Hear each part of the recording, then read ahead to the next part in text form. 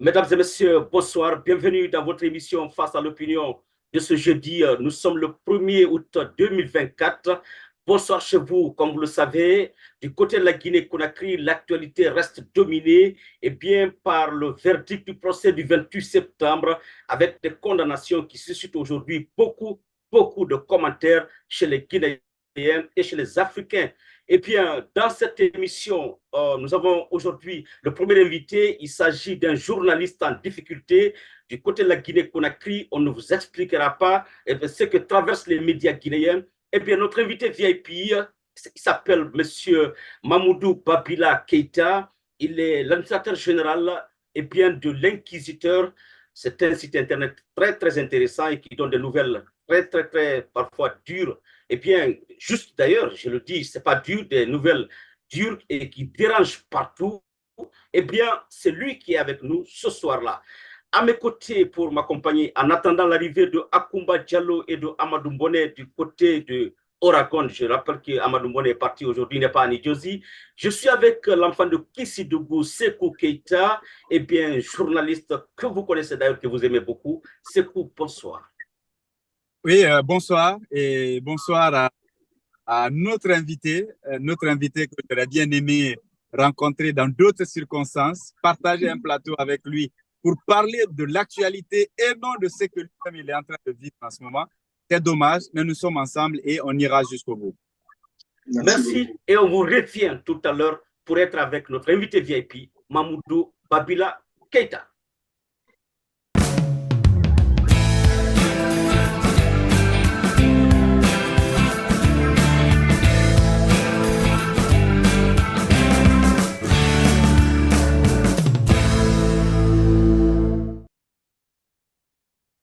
Voilà, comme je le disais, M. Keïta Babila est avec nous. C'est un nom qu'on est très familier du côté de la Guinée-Conakry, Babila Keïta. Il est avec nous en direct dans cette émission. Babila Keïta, bonsoir mon cher ami. Bonsoir cher frère et bonsoir à mon très cher frère et ami Sekou Keïta et à tous les téléspectateurs qui suivent cette émission. Je le disais que Babila est en difficulté, mais cette mine-là, il a bonne mine, je ne comprends pas. Difficulté, il a bonne mine. Comme on le dit souvent, l'apparence est trompeuse quand même. Voilà, il ne faut pas se fier à ça, mais quoi qu'il en soit, le moral est là, on n'est pas abattu, on est certes en difficulté, mais on n'est pas abattu. On n'est pas abattu, on tient le moral. Et voilà, c'est pourquoi nous affichons cette mine-là que vous admirez ou que vous appréciez. Voilà. Merci beaucoup. Je le rappelle que c'est lui, Mamoudou Babila Keïta. Sekou Keïta avec moi. Donc, deux Keïta, hein. Ça c'est beau. Où sont les Kanté? Ils ont disparu là. Bon, Sekou Keïta, on y va avec notre invité. D'accord, mais avant, si vous le permettez, l'actualité oblige. Le verdict est tombé dans le procès du massacre du 28 septembre. Vous l'avez certainement suivi hier. Nos téléspectateurs ont eu la possibilité de suivre justement cette actualité en direct hier.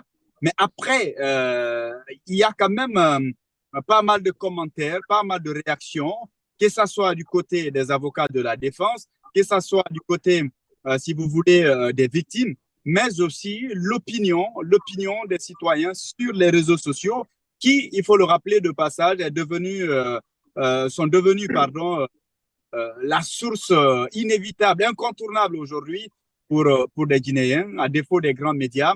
Il y en a qui se contentent justement de cette information relayée sur les réseaux sociaux. À tort ou à raison, c'est ce qu'on commente.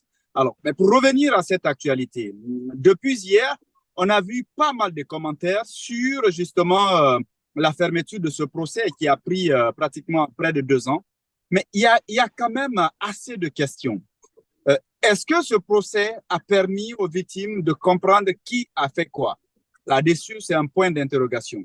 Est-ce que les personnes qui ont été condamnées, est-ce qu'il a été prouvé tout au long de ce procès s'il y en a un ou deux parmi eux qui ont eu à tirer sur des personnes à bout portant, qui ont été reconnus de viol, par exemple, ou qui, en tout cas, il y a des éléments qui attestent que sur ces 100 et quelques victimes selon le rapport guinéen, qui les a véritablement tués? Je pense que la réponse à ces questions devrait être l'objectif principal justement de ce procès-là, la mission principale, j'allais dire. Loin de commenter une décision de justice, j'analyse simplement des réactions des uns et des autres sur plusieurs pans de ce procès-là. On a vu on a parlé donc d'une centaine de morts.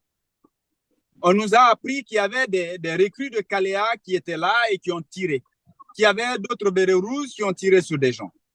Mais à part les gros bonnets, quels sont ces agents-là? Ces recrues de Kalea, qui sont-ils? Ceux qui ont ouvert le feu sur ces victimes-là, qui sont-ils? Où sont-ils? Quel est leur sort? Finalement, si ceux qui n'ont pas directement posé certaines actions sont condamnés, ce qui n'est pas quelque chose qu'on devrait rejeter, mais est-ce que pour autant ça règle définitivement le problème? Ma foi, je n'en suis pas très sûr. Je pense qu'il y a un goût d'inachevé. On nous a parlé de charnière. Il y avait quand même la défense qui était motivée à montrer justement ces endroits-là. Il y avait des personnes qui ont fait des témoignages qui devraient amener, en tout cas, à fouiller, justement, soit à faire une sorte de transport judiciaire.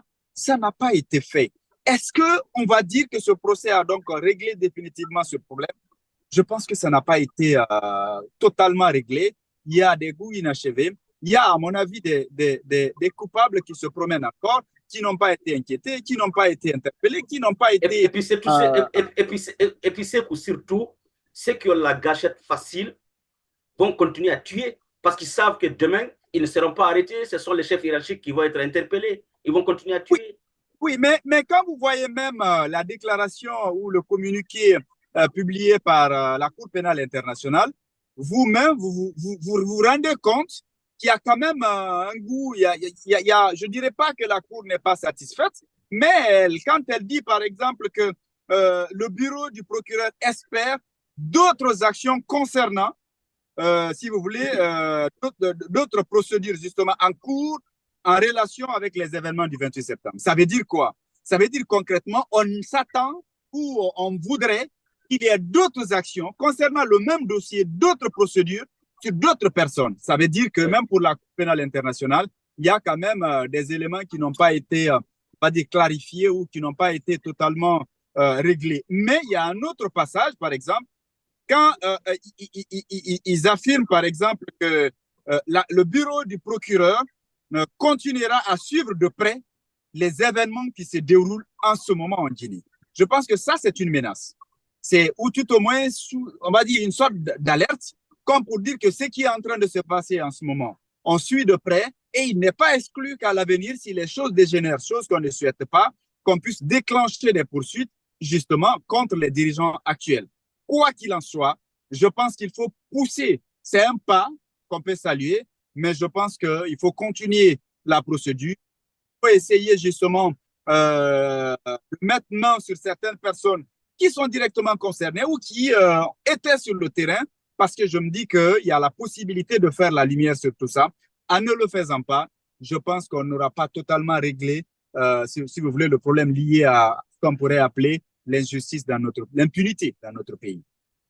Sekou Keita, je vais rappeler les peines. Le capitaine Moussa Dadis Kamara, 20 ans, et le colonel Keboro, 20 ans, Toumba Diakité, 10 ans, capitaine Marcel, 18 ans, Blaise Goumou, 15 ans, Paul Massa Guilavogui, 10 ans, Mamadou Ali Keita, 11 ans, Claude Pivi à perpétuité avec un mandat d'arrêt. Eh bien, ceux qui ont été libérés pour délit non constitué, c'est Raphaël Abba, colonel Djabi Sherif, Alpha Amadou Baldé et Ibrahim Kamara, dit Kalozo. Je pense qu'on a été rejoint finalement par l'enfant de Bagataï. Vous savez, au Bagataï, on vient souvent en retard, hein, le Basikolo. Il est là, Nicole Souma, bonsoir.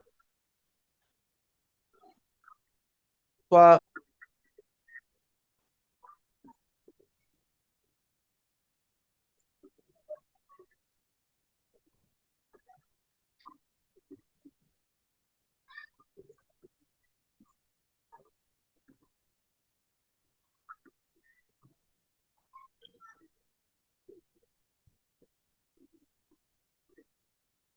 Et on ne pensait même pas que vous devriez venir parce que vous avez un décès, et je le dis ici à l'antenne. Toute l'équipe de GTV vous présente nos condoléances les plus émues, et bien que l'âme du défunt repose en paix. Amen. Allahumma amin. Merci. Merci beaucoup. Eh bien, on était sur le dossier du dossier, eh bien, le procès, le verdict du procès. Je ne sais pas quelle a été votre opinion par rapport à ce verdict-là. C'est un procès historique dont d'abord le mérite, c'est son existence, puisque beaucoup étaient pessimistes par rapport à ce procès. Finalement, ça a eu lieu, mais il y a beaucoup d'incompréhension et d'insatisfaction. Personnellement, je suis resté pratiquement sur ma faim par rapport à beaucoup de choses. La première des choses, je ne sais pas si les uns et les autres ont dit, mais il y a eu beaucoup de débats autour des qualifications des faits. Et on nous a fait comprendre que les faits ne seront pas requalifiés. Mais au verdict final, j'ai comme impression que ce qui a été demandé par les uns et les autres, finalement, a été accepté sans, en tout cas, donner l'aval que ça a été accepté. Le débat a été roulé, vous savez. Les gens ont demandé. Mais finalement, les raisons, enfin, bon, la position de la partie civile a requalifié les faits. Oui. Et le verdict final, c'est apparu. À quel moment cela a été pris en compte? Ça, c'est un. Deuxièmement, beaucoup de témoins ont parlé des fosses communes. Maître Yoba même a parlé du four crématoire entre griffes. On a parlé que certains corps ont été jetés à la mer. Mais ces fosses communes, au moins, on devrait aller les découvrir. C'est des lieux où des stèles pouvaient être, comment dire, des monuments pouvaient être érigés, oui, quand même pour servir de lieu bon, je ne vais pas dire de repère ou bien de pèlerinage, mais que l'histoire de la Guinée retienne que dans cette partie du territoire, il y a eu des victimes qui ont été ensevelies. Il y a des fosses communes. Et aujourd'hui, comment les familles des victimes vont pouvoir supporter le deuil? On ne sait pas où les gens sont enterrés. Les gens ont été clairs. Quand je parle du maître Yomba, Maître Yomba a dit que certains corps ont été jetés à la mer. Il y a des témoins pour ça. Eux, ils ont des preuves. Vous savez, la défense ne parle pas dans le vide. Surtout des avocats comme Maître Yomba, ils ne parlent pas dans le vide. Ils ont affirmé beaucoup de choses. Mais très malheureusement, l'occasion n'a jamais été donnée aux Guinéens de connaître la vérité. Moi, j'ai comme impression que le dossier devrait être rapidement lapidé, mais les gens sont sur leur faim. C'est la réalité. Et parmi ces gens, moi, je fais partie. Voilà, donc c'est cette incompréhension que j'ai toujours autour de ce procès. Je reste sur mon faim. Oui. Et ben voilà. Deux choses. D'abord, les avocats de ce qu'on a lu ce matin dans la presse, je crois, dans Mosaïque, et bien les avocats de Thieboro déjà demandent la clémence du président de la République, demandent même un décret de grâce présidentielle au président pour, au nom de la réconciliation nationale, je mets entre griffes. Il y a les avocats du capitaine Moussa Dadis Camara, et bien qui menacent de saisir même les autres, pardon, la cour de la CEDEAO, et elle est même un peu plus loin. Voilà, donc c'est ça qu'on a appris ce matin dans la presse. Mais puisque nos invités de marque sont déjà avec nous ici, le premier, il s'agit de Babila Keïta, Mamoudou Babila Keïta, administrateur général de l'Inquisiteur, qu'on ne présente plus aux Guinéens d'ailleurs. Alors, Sékou Keïta, allons-y avec notre ami, notre frère, notre confrère, et bien Babila. Alors, l'actualité oblige. On se rappelle du calvaire que vous avez eu à traverser récemment. Dis-moi, quel est le péché que vous avez eu à commettre pour qu'on puisse avoir de tels regards et même cette volonté de vous faire taire? Merci beaucoup, cher frère, pour l'opportunité que vous m'offrez cet après-midi pour m'exprimer sur ce que je traverse. Le péché, comme vous venez de le demander, à mon sens, c'est d'avoir choisi de défendre le peuple de Guinée face à la forfaiture qui est en train de s'opérer, face à la dictature qui est en train de s'accaparer de notre pays, en quelque sorte. Le péché, c'est justement d'avoir refusé de m'aligner aux tenants du pouvoir du moment.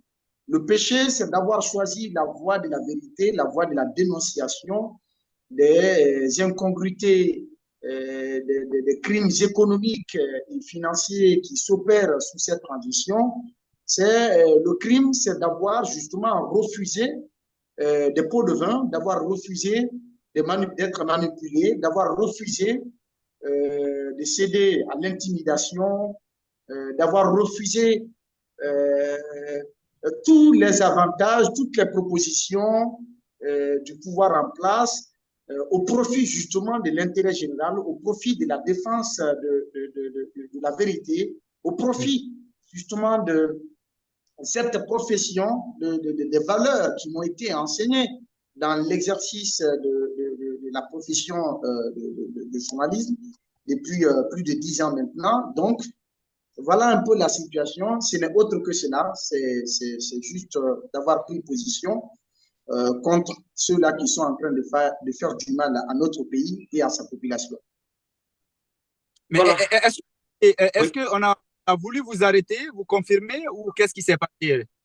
Absolument, absolument. Est-ce qu'une arrestation, je dirais un enlèvement, une tentative d'enlèvement qui n'a pas réussi, il faut le dire comme ça, parce que quand c'est une arrestation, cela doit être motivé.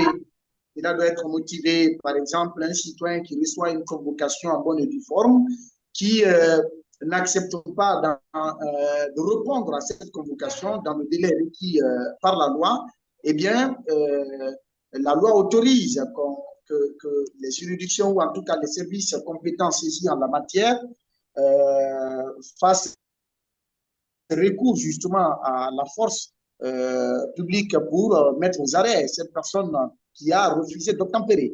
Sauf que très malheureusement, ce n'est pas le cas pour moi. Eh bien, j'étais à l'intérieur du pays, il faut le dire comme ça, j'étais à l'intérieur du pays pour accompagner ma mère qui est venue de la Mecque. Eh bien, on est arrivé à Kankan au village, dans mon village à Babila, dans Koussa. Et de Babila, nous sommes allés, j'ai conduit ma maman en Zérékoré. De Zérékoré, je suis revenu à Kankan. Mais avant que je n'arrive à Kankan, déjà, comme d'ailleurs, mon frère Sekou, je n'ai pas, Lincoln aussi, je n'ai pas à vous l'apprendre, au sommet de l'État, on a des contacts. Au niveau des services, il faut le dire, tout le monde ne nous aime pas. Mais tout le monde ne nous déteste pas non plus. Donc, nous avons des contacts à tous les niveaux qui nous tiennent au courant de tout ce qui se passe. Et c'est ce qui constitue d'ailleurs en quelque sorte notre force dans l'exercice de ce métier-là. Et à partir des Zérékoré, j'ai commencé à recevoir des alertes par rapport à tout ce qui était en train de se dessiner contre moi à Conakry, une fois que je revienne, bien sûr, sur la capitale. Et je suis arrivé à Kankan, à Zérékoré d'ailleurs, j'ai eu des rencontres avec des jeunes leaders qui m'ont invité autour du thé, mais une rencontre très prolifique, une rencontre très grandiose qui m'a personnellement marqué autour justement de la conduite et de la transition. Et c'est nous qui avons l'habitude plutôt de poser des questions. Mais cette fois-ci, en Zérékoré, c'est moi qui répondais aux questions des jeunes leaders de Zérékoré. On a passé toute une journée de débat sur la conduite de la transition. Et après ces échanges, j'ai eu l'idée de reproduire le même schéma à Kankan. Et une fois que je suis arrivé à Kankan, j'ai commencé, c'était vendredi soir. D'abord, avant de rentrer à Kankan, j'ai eu des altercations avec les équipes des forces spéciales qui sont au niveau des sorties de la ville. Vous êtes au courant, il y a des blindés Kankan aujourd'hui, c'est comme une prison à ciel ouvert.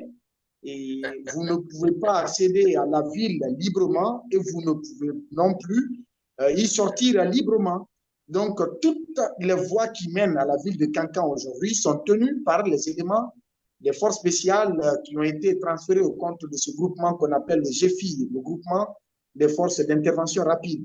Et donc, ces éléments sont avec des éléments de la gendarmerie qui ont des barrages et qui sont en train de faire vivre l'enfer au Kankanais aujourd'hui à travers les tracasseries. Tous ceux-là qui entrent et sortent de la ville, par endroit, on leur demande de l'argent, de payer des miettes, en tout cas. Eh bien, arrivé à la rentrée de Cancan, je me suis présenté, il m'a été demandé d'ouvrir le coffre. J'ai ouvert le coffre, on a regardé les bagages, et après, on me demande, on est en train de m'interroger sur le contenu de mes différents bagages. J'ai dit, mais qu'est-ce qui se passe réellement? Parce que je ne comprends pas. L'agent qui est venu vers moi, il dit, alors là, si je lui pose des questions, de débarquer tous les bagages qu'il y avait dans le coffre et de les ouvrir, qu'on les fouille un à un. Je lui ai dit carrément, je refuse. Je ne vais pas me soumettre à cela. Et donc, il y a eu des altercations. Je me suis orienté vers leur supérieur hiérarchique, à qui je me suis présenté, et qui a même commencé à chahuter, il m'a tiré les barbes. Il dit, il faut qu'on le laisse, on ne veut pas de problème ici, laissez-le partir. Je suis rentré dans la ville, ça c'était vendredi soir. Alors, la même soirée, j'ai commencé à recevoir des alertes. On me dit, Badula ne retourne pas à Conakry. Ne retourne pas à Conakry. Beaucoup d'appels provenant de Conakry au sein même des services spécialisés en la matière, des services compétents en la matière, qui m'ont donné ces renseignements de ne pas prendre le risque de retourner à Conakry. Mais je suis resté confus. J'ai fait samedi, dimanche, lundi, j'étais là à Cancan. Que faire? Le lundi matin, je reçois un coup de fil d'un camarade de promotion à l'université qui est aujourd'hui militaire et qui est à un niveau aussi stratégique, qui me dit, écoute, j'apprends que tu es à Cancan. J'ai dit, oui, je suis à Cancan. Il dit, il ne faut pas que tu passes la nuit à Cancan aujourd'hui. Donc, ça c'était lundi, il ne faut pas que tu passes la nuit, il faut quitter Cancan. J'ai dit, ah bon, qu'est-ce que j'ai fait? Il dit, mon ami, je ne sais pas, mais je ne peux pas te donner les détails, il faut quitter Cancan. La même nuit du lundi, je suis resté dans la ville. Lorsque je me suis embarqué à bord de ma voiture pour rallier ma résidence, je me suis vu suivi par un motard, une moto qui avait un motard, ils étaient deux, voilà, une moto qui transportait deux personnes. Donc, ils m'ont suivi, je les voyais dans le rétroviseur, j'ai tourné, j'ai dit, mais qu'est-ce que ceux-ci font derrière moi? Donc, j'ai compris que j'étais suivi. C'est comme si on voulait localiser ma résidence parce que peu de personnes savent où je loge à Cancan. Maintenant, des années antérieures, non. Mais maintenant, où je loge à Cancan, peu de personnes le savent. Et donc, j'ai essayé de les distraire un peu en garant la voiture devant une boutique. J'ai tué le temps et entre-temps, j'ai pris la voiture, je me suis faufilé dans les quartiers parce que je connais très bien la ville. Ainsi, je suis rentré à ma résidence. Le lendemain, mardi, je reçois les mêmes alertes pour dire quitte Cancan. Il faut tout faire. J'ai dit non, je dois bouger. J'ai dit à la personne, j'ai dit je quitte le vendredi. Le vendredi qui vient, je vais quitter Cancan. La personne me dit il ne faut pas que tu dormes à Cancan aujourd'hui. À tout prix, il faut quitter. Voilà, j'étais paniqué là. Je me suis posé des tas de questions. Alors, je suis allé en ville pour commencer à me préparer dans l'intention justement de quitter la ville. Et j'avais à l'idée d'aller au village, rester là jusqu'au vendredi. Vendredi, maintenant, je continue sur Conakry. Oui. Lorsque je suis arrivé, je ne voudrais pas donner le repère là, mais je suis arrivé devant, je ne vais pas donner l'endroit précis pour éviter des risques à ceux-là qui m'entouraient là ce jour. J'étais là seul devant la boutique de mon ami. Je l'ai appelé, il m'a dit qu'il arrive. Je crois ceux-là qui me filaient, ils ont dû informer comme quoi j'étais seul assis devant cette boutique-là. Ils ont donné la référence. Et du coup, j'ai aperçu un militaire qui était de l'autre côté de la route. Il avait un pantalon militaire, une chaussure militaire et un maillot, les maillots qu'ils portent souvent dans les casernes avec des écritures dessus pour identifier leur unité en fait. Et donc, avec un petit sac au cou, les sacoches que les gens portent souvent là, un sac militaire. Et brusquement, au moment où il traversait la route, mon ami venait de garer la moto. Lui, il a sorti son ordinateur, on était assis deux devant la boutique. Le militaire traverse brusquement, il fonce sur nous, comme s'il venait pour prendre quelqu'un d'entre nous deux. Voilà. Mais lorsqu'il est arrivé brusquement sur nous, il s'est arrêté. Voilà. Je me suis dit dans ma tête, certainement, il ne savait pas c'est qui Babila entre les deux. Oui. Voilà. Mon ami, lui, il avait l'ordinateur, donc il a foncé sur lui comme s'il voulait le prendre et il s'est arrêté brusquement. Moi, je suis assis à côté. J'avais mon téléphone. Mon ami pose la question, dit donc, qu'est-ce qui ne va pas? Il n'a pas répondu. Il s'est arrêté quelques 30 secondes comme ça. Après, il s'est retourné, il a traversé la route, il a mis sa main à la poche, il a sorti un téléphone Android, il a mis les écouteurs, il a appelé, il a passé un coup de fil. Maintenant, moi, mon ami, lui, même quand il s'est éloigné, lui, il a dit Bilaporo. Donc, lui, il a dit sa main à basse voix, en fait. Oui. Excusez-moi, voilà. Lui, il a dit ça. Mais on s'est posé la question, pourquoi? Pourquoi? Et donc, moi, ayant déjà les alertes là, j'ai dit, je crois qu'il était venu pour moi, mais il ne sait pas lequel de nous deux est Babila. Donc, il a traversé et il a commencé à appeler. Il s'est tourné vers nous parce qu'il y a une plaque devant la devanture de la boutique. Je l'ai aperçu en train de faire lecture des écritures qui se trouvaient sur la boutique, qui donnait qui était le repère en fait. C'est ce qui donnait la référence du lieu. Et lorsque j'ai compris ça, il a tourné dos, je l'observais de loin, il a tourné dos, et moi j'ai pris ma voiture, je me suis faufilé. Mais je me suis faufilé, je suis allé tourner derrière pour me garer à une position stratégique à au moins 15 mètres de l'endroit où j'étais assis. Voilà. Pendant que je garais, les vitres sont montées et fumées. J'ai vu un gendarme arriver à moto avec quelqu'un qui est en sous-vêtement complet, mais bien battu, très colosse, qui avait aussi le téléphone avec les écouteurs, mais il était en communication avec quelqu'un. Lui aussi, il regardait la devanture des boutiques. Il faisait la lecture des plaques qui étaient devant les boutiques. Donc, c'était pour retrouver l'endroit où j'étais assis là. Et du coup, lorsqu'il arrivait devant la boutique, il s'est arrêté là. Il était au téléphone. Entre-temps, je vois un véhicule Suzuki qui vient garer, sans plaque, de couleur un peu verte, mais claire. La couleur vert, comme on le dit là, une couleur verte, mais un peu plus claire. Oui. Et le véhicule a garé, il y avait un militaire, quelqu'un qui arborait, qui était en tenue. Lui, il était sur le côté escroc, celui qui était au volant était en civil. Donc, tous, les deux voies qui mènent à la boutique, ils ont commencé à boucler ce périmètre-là, en fait. Vous voyez? Donc, j'ai passé un coup de fil en direction de mon ami. J'ai dit, tu remarques quelque chose? Il dit, oui, je vois des militaires qui sont en train de rôder là. J'ai dit, oui, effectivement, c'est cela. Il dit, ah, c'est toi, ils sont en train de rechercher, j'ai l'impression. Il dit, il faut t'échapper. Alors, lui, tout de suite, il a donné consigne à ceux-là qui étaient là. Quiconque vient demander après Babila, il a laissé un message que je ne vais pas dévoiler ici. Donc, il a laissé consigne. Et ces gars, ils ont tourné là, on ne me retrouvait pas. Et mon contact m'est revenu encore, que j'apprends que tu as quitté ta position, alors il faut disparaître. Voilà, il faut disparaître. Toujours, j'étais à bord de ma voiture, j'ai appelé un ami qui m'a rejoint là dans la voiture, je ne suis plus descendu. Et on a foncé vers le marché, on a acheté un sac à dos rapidement. En tout cas, des équipements qui pouvaient me permettre de me camoufler. On a acheté des objets comme ça. Et j'ai mis quelques complets. C'est mon ami là d'ailleurs qui a fait tout ça. Moi, je suis resté dans la voiture. Il m'a mis quelques complets dans le sac à dos. Et un autre déjà était en moto qui m'attendait. Donc, c'est ainsi que j'ai laissé ma voiture avec mon ami. Et il s'est occupé de ça. Moi, j'ai pris la moto et je me suis faufilé. Voilà, on ne peut pas prendre les grandes routes qui rallient la ville. On est sorti par, voilà, étant un fustin pays du terroir, on est sorti par des routes non connues. Et c'est comme ça que je me suis échappé, en fait. Voilà. Voilà, vous suivez bien, oui, cette narration.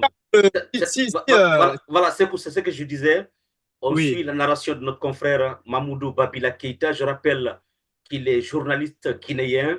Et bien, vraiment en difficulté, vous avez suivi ce qui se passe. Et ça, c'est dans la capitale de la Haute-Guinée, à Cancan, où il a subi tout cela. Et on va aller avec le journaliste. Oui, c'est pour.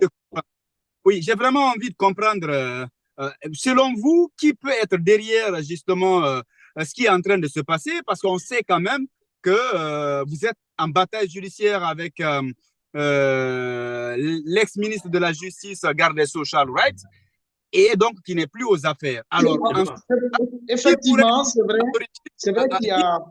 l'origine de vos ennuis? Qui exactement?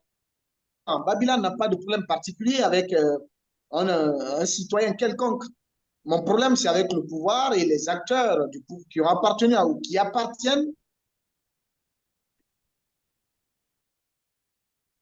à ce pouvoir. Pour Charles, vous le savez déjà, et au moment même où Charles, cette procédure-là était en cours, il y a des gens qui m'appelaient, il y a même des journalistes, je me réserve de dire les noms, il y a des journalistes par lesquels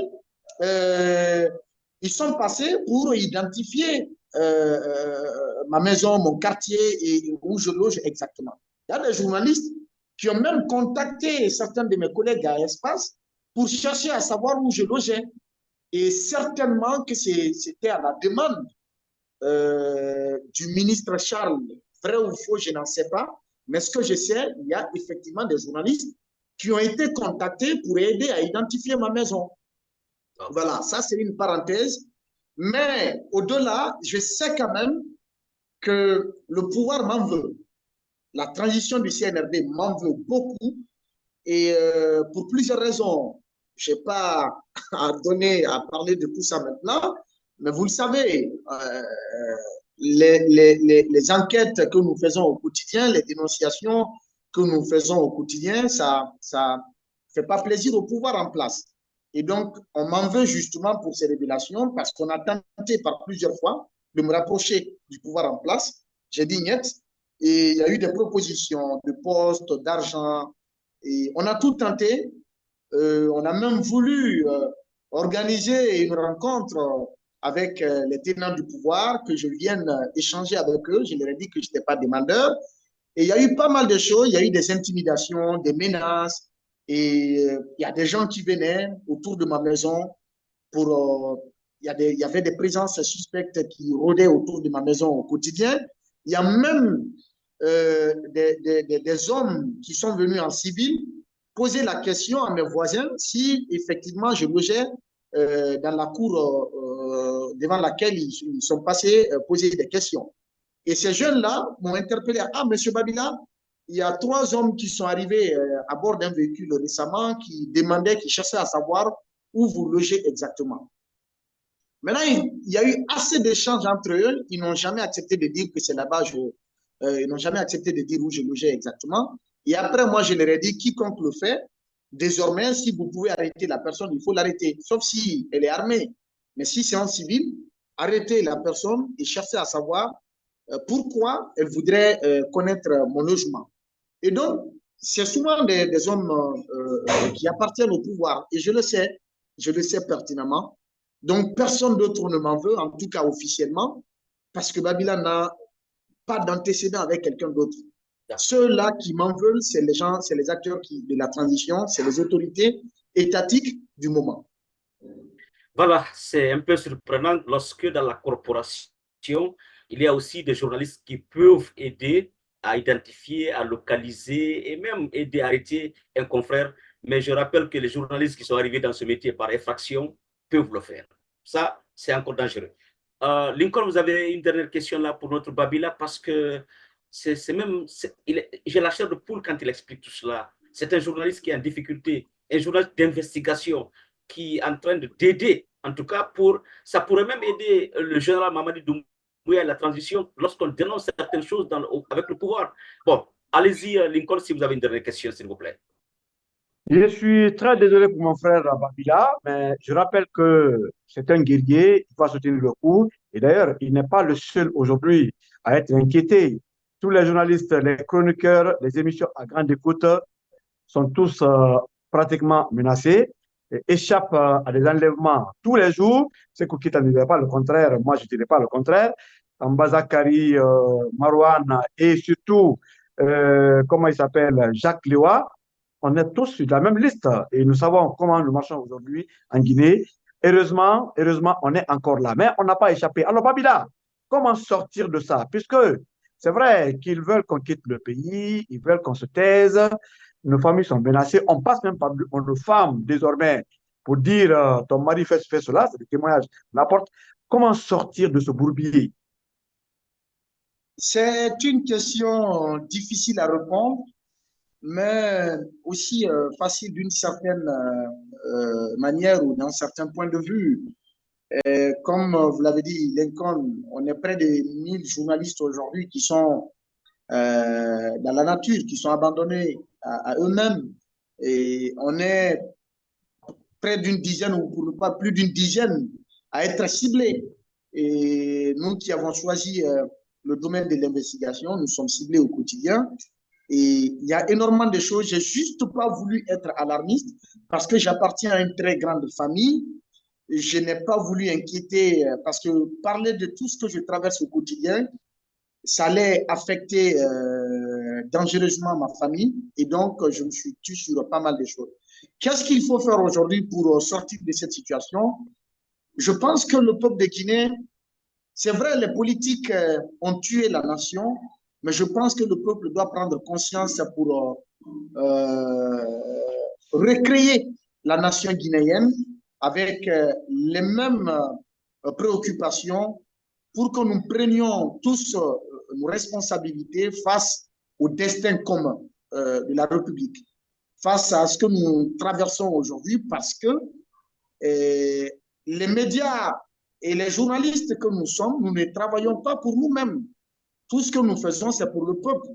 Si c'était pour nous personnellement, Babila ne serait pas aujourd'hui en cachette. Babila ne serait pas là aujourd'hui à se cacher sans pouvoir donner sa position à qui que ce soit. Les médias qui sont fermés aujourd'hui, ceux qui ont investi leur argent à mettre en place ces médias n'allaient pas le faire. Ça les aurait permis en tout cas d'offrir une meilleure condition de vie à leur famille. Ils ne l'ont pas fait. Pour sortir de cette situation, je pense ce qui devrait être fait en amont, c'est une prise de conscience au niveau des acteurs étatiques, donc les autorités de la transition, mais c'est la folie qui est en train vraiment de s'emparer de la plupart d'entre eux aujourd'hui, qui perdent la raison, qui ont choisi l'arrogance comme leur mode de gouvernance et qui sont prêts à tout pour justement continuer à perpétuer leur pouvoir autocratique, il faut le dire comme ça, et dans la kleptocratie aussi, il faut le dire. Alors, il faudrait donc de l'autre côté que le peuple qui se trouve être face à ces autorités qui ont perdu le sens de la raison, que ce peuple puisse prendre ses responsabilités pour revendiquer ses droits légalement et légitimement afin de permettre à notre pays de sortir de cette situation. Il faut le dire, aucune nation au monde n'a retrouvé le chemin du salut sans connaître justement des moments de difficulté, mais il a fallu des prises de conscience au sein de la population. Il a fallu des luttes acharnées pour libérer ces nations-là. Sans la révolte des Noirs, l'esclavage n'allait pas être aboli. Sans la révolution Meiji au Japon, le Japon ne serait pas cette puissance aujourd'hui. Sans la Révolution française, la France ne serait pas ce pays, cette puissance aujourd'hui. Sans quoi d'autre encore? Il y en a eu tellement à travers le monde. Le Ghana tout près, qui était l'un des pays les plus corrompus au monde, il a fallu un révolutionnaire comme Jerry Rawlings, qui est le vrai Rawlings, contrairement à ceux-là qui le citent, mais qui n'ont aucun exemple de Rawlings dans leurs attitudes dans la gouvernance publique. Et donc, il a osé, et le peuple, n'est-ce pas, a compris. On a vu aussi le printemps arabe, à un moment donné. Il a fallu des révolutions pour mettre fin, n'est-ce pas, à des régimes despotiques qui avaient brimé les populations dans leurs droits, qui avaient pris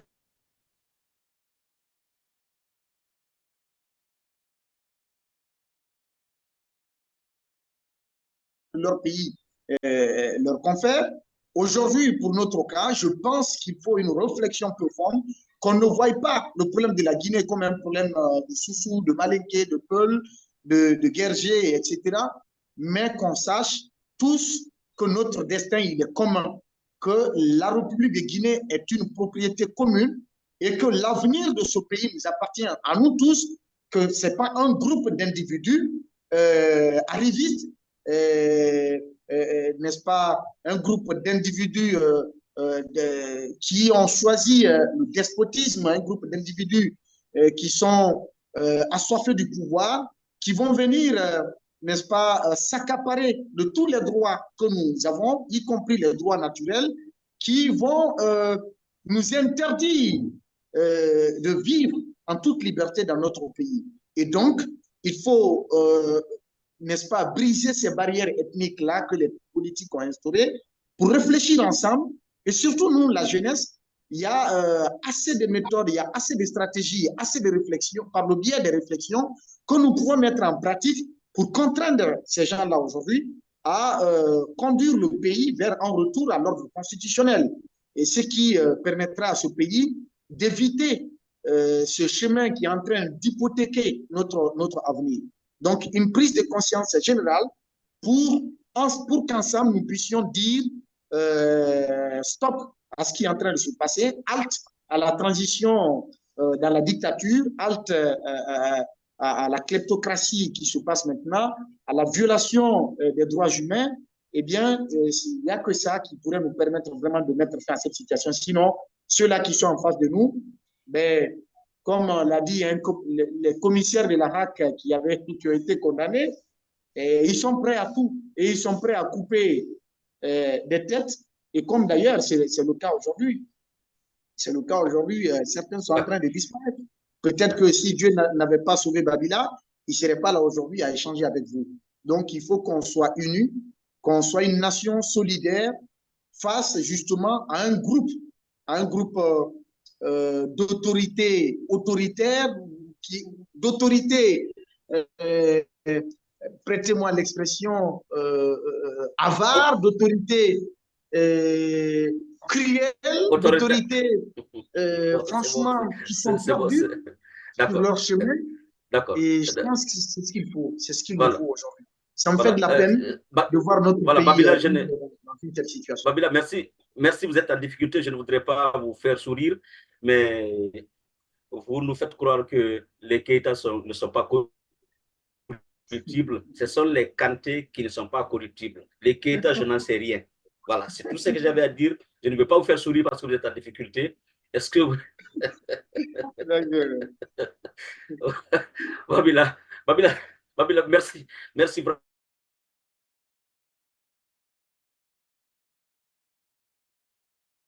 Conakry. On vous dit de ne pas rentrer à Conakry.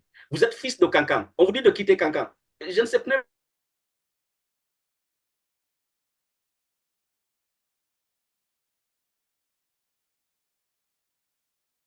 Depuis des mois, mais après que mon emploi principal, qui est le groupe Adafo, et d'autres médias soient fermés, malgré le fait qu'on m'ait collé des procédures judiciaires injustes, eh bien, on est en train de me traquer aussi. C'est vrai. Vraiment, il est en difficulté. Honnêtement, vous êtes en difficulté. J'ai pris le tout plus à Allah et qu'il vous vienne en aide, et surtout aux autorités de la transition, de bien penser à vous. Vous êtes des jeunes journalistes, vous ne faites pas la guerre. Imaginez, je reviens sur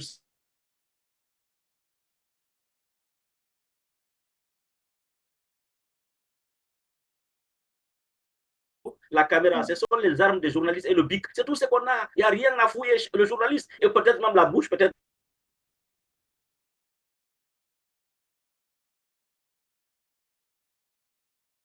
Tout là où vous êtes caché, que Dieu vous protège. Merci. Merci beaucoup. Le plaisir a été pour moi. Merci infiniment. Merci. C'était donc Babila Keïta, que vous avez suivi avec, parfois avec beaucoup de peine d'ailleurs, et qui, voilà, qui est en cachette, je le rappelle, qui se cache du côté, on ne sait pas s'il est en Haute-Guinée, au Fouta, partout, on ne sait pas où il est, mais que Dieu lui protège quelque part là. Merci à vous, on prend la pause et je vous reviens.